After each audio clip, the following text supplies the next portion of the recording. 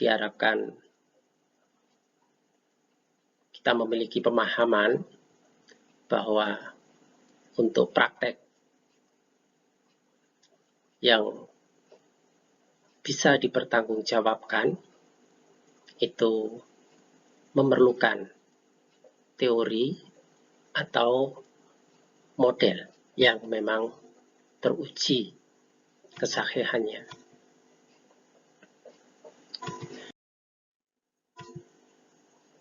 Kita awali dengan membahas rasional perlunya konseling. Ada beberapa poin penjelasan yang dapat menggambarkan bahwa konseling itu nyata diperlukan bagi individu pada umumnya dan khususnya individu yang sedang bermasalah.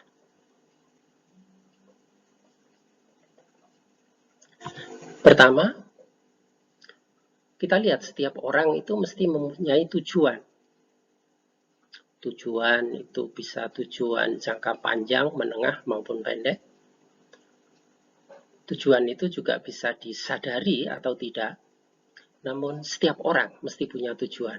Bayi lahir itu tidak lahir begitu saja, tapi ada tujuan, yakni tujuan hidup. Mempertahankan hidup, berkembang, melaksanakan tugas-tugas kehidupan lainnya dan menyumbangkan manfaat untuk kehidupan. Itu tujuan yang melekat pada setiap kehidupan. Terkait dengan tujuan ini, setiap orang mempunyai kebutuhan. Nah, pada umumnya tujuan itu dipilih berdasarkan kebutuhan tertentu yang ingin dipenuhi. Ada berbagai teori tentang kebutuhan dasar, itu bisa saudara telusuri sendiri. Dengan adanya kebutuhan dasar itu yang yang memberikan motivasi pada seseorang untuk mengembangkan dan memilih tujuan. Lalu untuk memenuhi kebutuhan serta mencapai tujuan, itu setiap orang mengembangkan aktivitas. Mereka memilih aktivitas yang dipandang itu paling efektif untuk memenuhi kebutuhan dan tujuannya. Kebutuhan dan tujuan tidak akan terpenuhi atau tercapai begitu saja, kecuali ada upaya. Upaya itu melalui aktivitas nyata. Dalam proses pengembangan aktivitas, ini sangat mungkin seseorang berbenturan dengan masalah. Ada orang tertentu yang dalam hidupnya itu relatif tidak ada masalah. Mungkin ada masalah-masalah kecil, tapi segera bisa diatasi. Namun sebagian berbenturan dengan masalah yang kompleks, yang rumit, dan beruntun. Ini fenomena demikian ini nyata. Dan juga pada anak-anak sekolah. Gambar yang ditampilkan ini menunjukkan bagaimana anak-anak usia sekolah itu mengalami masalah. Baik itu terkait masalah akademik, masalah sosial maupun yang lainnya. Masalah akan sangat mengganggu bila dibiarkan, karena itu perlu upaya untuk penyelesaian. Namun menyelesaikan masalah itu kadang-kadang mengandung risiko tanpa ada pengetahuan yang benar dan keterampilan yang memadai. Penyelesaian masalah bisa untuk orang-orang yang memiliki masalah yang rumit dan dia tidak bisa menyelesaikannya sendiri. Di sini konseling nyata diperlukan. Namun apakah konseling itu diperlukan pada orang yang bermasalah rumit? Tidak juga.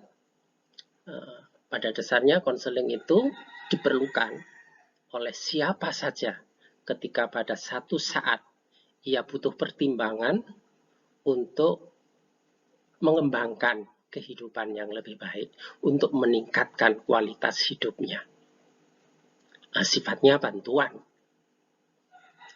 Orang itu punya upaya sendiri, tetapi dengan adanya bantuan itu bisa dipacu, bisa dioptimalkan, dan bisa menyelesaikan tugas-tugas hidupnya itu secara lebih baik.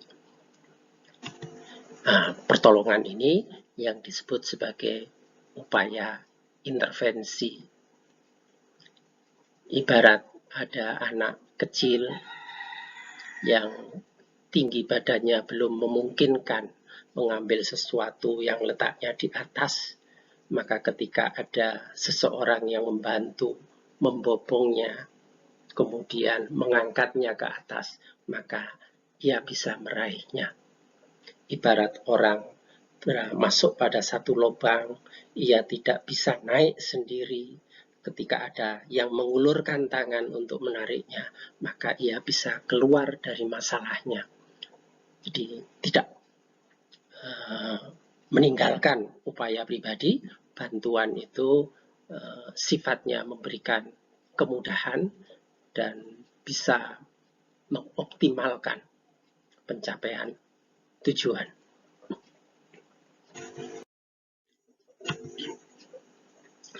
Kita lanjutkan dengan perspektif dan makna model konseling.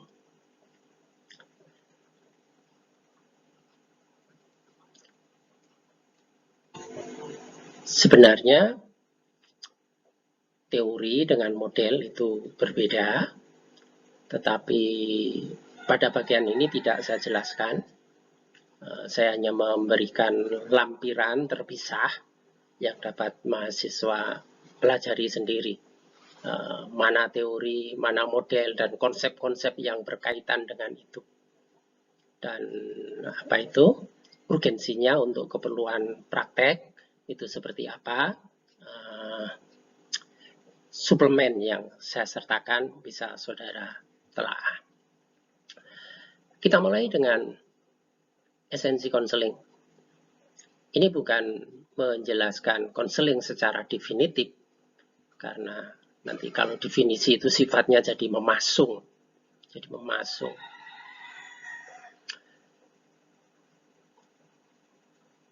Hanya menunjukkan karakteristik pokok yang bisa membedakan aktivitas konseling dengan aktivitas lainnya.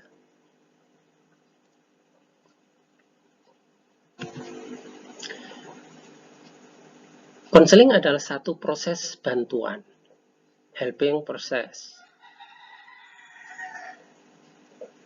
Proses menunjukkan aktivitas yang berkelanjutan, berhubungan satu dengan yang lainnya, tidak terpisah-pisah. Bantuan, upaya untuk memberikan kemudahan, meringankan upaya seseorang untuk memenuhi kebutuhannya. Yang terbangun dalam satu hubungan manusiawi antara dua pribadi atau lebih. Dua pribadi yang dimaksudkan itu adalah konseli dengan kebutuhan dan masalah perkembangannya. Konseli punya kebutuhan, ia punya masalah-masalah perkembangan. Dan konselor dengan keahlian, ia punya keahlian dan jaminan kepercayaannya. Ini esensi berikutnya. Dan terakhir, untuk memfasilitasi perkembangan, untuk membantu seseorang memecahkan masalahnya, ataupun mengambil keputusan bagi kesejahteraan hidupnya. Ini esensi konseling. Soal apa itu yang biasanya diartikan face to face, itu tidak selalu terjadi, karena konseling bisa berbagai aktivitas, kadang-kadang tidak bertemu secara langsung, bisa pertemuan secara daring, online, atau ya pertemuan terkait dengan pelaksanaan tugas yang telah diputuskan dalam pertemuan konseling. Jadi kegiatannya sangat luas, tidak selalu face to face.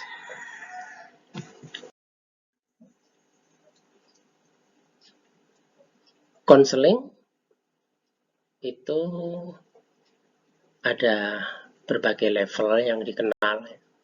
Ada 4 level itu. Mengingat kembali pada mata kuliah pengantar konseling, itu ada level profesional, ada level para profesional, ada level kedekatan, atau unskill, kemudian level yang terakhir, ya level yang sangat awam, ya tidak ada kedekatan maupun skill tertentu, tetapi ketika satu pihak itu memberikan bantuan pada seseorang, maka ini bisa dipandang sebagai helping atau counseling. Adapun level keempat itu adalah wilayah konseling profesional. Mata kuliah, model atau pendekatan atau teori konseling itu mengarahkan pada pencapaian kompetensi untuk melaksanakan konseling secara profesional. Yang dimaksudkan konseling profesional adalah layanan terhadap konseli yang dapat dipertanggungjawabkan dasar keilmuan dan teknologinya. Ya, layanan terhadap konseli yang dapat dipertanggungjawabkan dasar keilmuan dan teknologinya. Jadi keputusan-keputusan yang diambil, proses yang diterjadikan, itu ada penjelasan keilmuannya. Kemudian juga dikembangkan teknik-teknik yang tepat untuk itu. Ketika seseorang ketika konselor misalnya berhadapan dengan konseli yang mengalami kecemasan, kemudian menggunakan teknik sentuhan, misalnya memegang tangannya. Mengapa yang dipegang itu misalnya jempolan, kok bukan kelingking? Nah, itu punya dasar keilmuan. Keilmuan neurologis itu ikut membantu memberikan penjelasan. Kemudian tekniknya, sentuhan itu seperti apa, jangan terlalu keras, juga jangan terlalu ringan. Ketika seorang berjabatan tangan, bagaimana tekniknya, menunjukkan keakraban, tidak menunjukkan keraguan atau penolakan, dan apa pengaruh jabat tangan itu dalam hubungan antar pribadi. Ini semuanya ada penjelasan ilmu. Seorang yang profesional itu tahu tindakannya atas dasar keilmuan dan pemilihan tekniknya. Lalu layanan atau prakteknya itu bertitik tolak dari pendekatan atau teori sebagai dasar acuannya. Teori itu biasanya menunjukkan bangunan pengetahuan yang sudah cukup mapan, namun lebih rendah dari itu bisa saja yang dikembangkan itu sebatas model kerangka kerja yang konsisten untuk menyelesaikan permasalahan.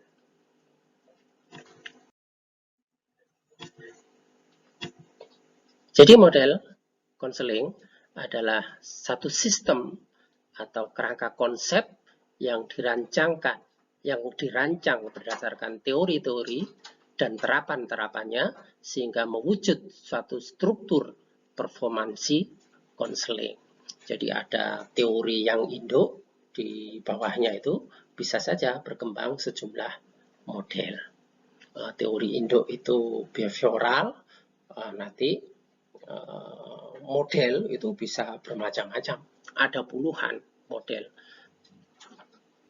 yang dibawahi oleh teori behavioral.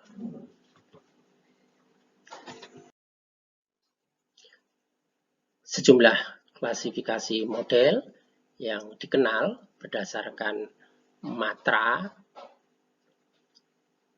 potensi manusia adalah model yang bercorak afektif, model kognitif, dan model dan konseling realitas.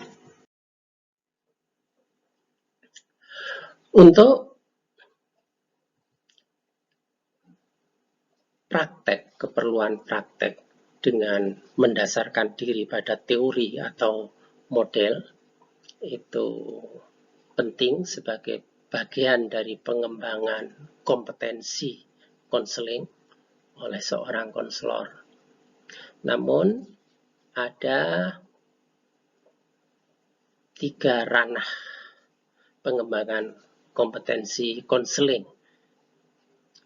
Ketiga-tiganya penting dan setiap orang yang telah memilih bidang ini sebagai profesinya itu bisa memulai dari mana saja. Tapi ketiganya tidak bisa dipisahkan. Pertama adalah teori atau model. Saya katakan tadi, teori itu biasanya sudah lebih mapan, kalau model itu belum begitu berkembang. Dan model itu bisa menjadi bagian dari teori tertentu. Ada sejumlah model yang bisa berkembang, yang dibawahi oleh teori.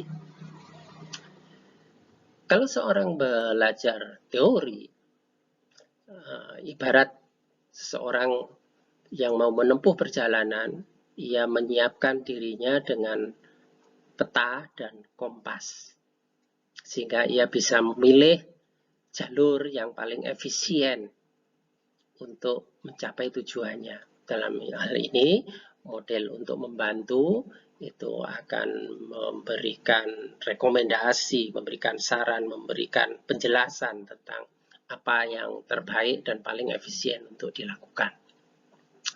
Namun teori atau model itu bisa menyulitkan ketika prinsip-prinsip yang dikembangkan itu tidak sesuai dengan falsafah pribadi. Setiap orang itu punya pandangan-pandangan pribadi, keyakinan-keyakinan pribadi, yang kadang-kadang bertentangan dengan model yang dia pelajari. Maka hal ini tidak bisa dipaksakan. Sebab kalau teori itu kemudian tidak sesuai dengan falsafah pribadinya, nah ini ibarat orang memakai baju tetapi tidak cocok model dan ukuran untuk yang bersangkutan. Orangnya gemuk, kemudian bajunya kecil, itu kan yang ngampret. Kalau sebaliknya orangnya kecil, bajunya besar, itu kan ya kedodoran. Itu kan mesti nggak enak. Apalagi kalau sepatu, pakai sepatu kebesaran itu mesti cepat capek. Pakai sepatu kekecilan itu juga sakit. Maka ibarat memakai pakaian itu adalah yang modelnya paling cocok, coraknya sesuai dan ukurannya sesuai dengan yang bersangkutan. Maka teori harus di cross check dengan falsafah pribadi ini. Namun kesemuanya itu tidak bermakna kalau tidak terbukti dalam praktek. Nah, pada akhirnya model teori itu upaya untuk mendeskripsikan, sifatnya preskriptif, kemudian ada falsafah pribadi, itu juga perlu diuji dalam praktek. Apakah pandangan pribadi, prinsip-prinsip yang diajukan oleh teori itu sesuai dengan praktek atau tidak. Namun, kalau melakukan praktek tanpa didasari oleh model, itu ya juga bisa saja bukan sebatas kerjanya tidak efisien, malah bisa merugikan.